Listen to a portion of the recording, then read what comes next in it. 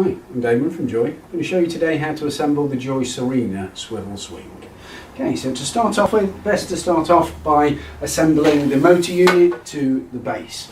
So as we get this here, hover and pop that just over the base section. So we get both bits in, so it goes down to the little silver button. You press the silver buttons, and then the best way then to insert it is by placing a foot on the base so it doesn't move, and 2 hands on the motor unit so we can wiggle its way in there. So we keep wiggling it down until both of those silver spring clips are visible down at the bottom of the base. That part's done then, so we're ready to pop the seat unit in.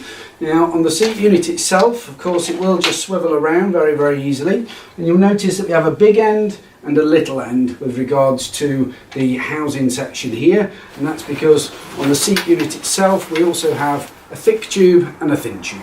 So of course, if we start off by popping the thick tube in there, we can just push those into the housing itself until the little spring clip is engaged. So that will engage into the plastic housing there, and then we can pop the thin end in like so. Just take that around, slide that into the housing as well, like so. Make sure both have engaged, and the little spring clip will be visible in the hole at the back.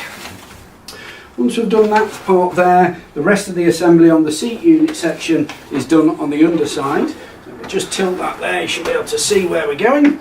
So we've got these 2 retaining straps that will go down and onto the bottom of the U-shaped bar here. They just hold that seat unit in place, so when a child's sitting up, the swing can't move further than it's designed to. We'll start off by popping those. Before we attach the rest of this, if we are going to be using the vibrate button, the vibrate feature, then we do need to really drop the battery in, which is done inside of the seat cover itself. So we will just need a flat instrument to just pop in and just pop inside of the little ejector here. So that would just pop inside there, prise it, and it will open up the battery compartment, which will then allow us to drop 1D battery in there straight away like so. As we've dropped that in, we can replace the battery cover like so, and then we've got the vibrate feature going. So then we can continue with the rest of the assembly.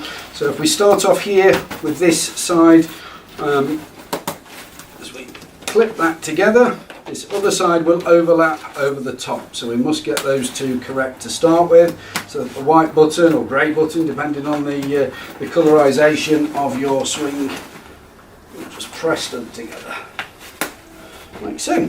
So that's the swing assembled with the battery in for the vibrate. So the vibrate feature here is the only part of the Serina swivel swing that does require a battery, so it's 1D battery, and then we've got 2 different vibrate features that we can just operate via the front section there.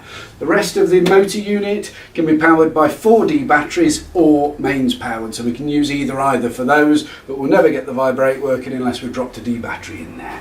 So we've got all the swing housing and framework assembled, just then the arm here for the toys. So there's a little folded section there that we can push on through and pull flat, so that will hold in place, and repeat that then for all 3 of the toys on there like so. So very quick and easy assemble.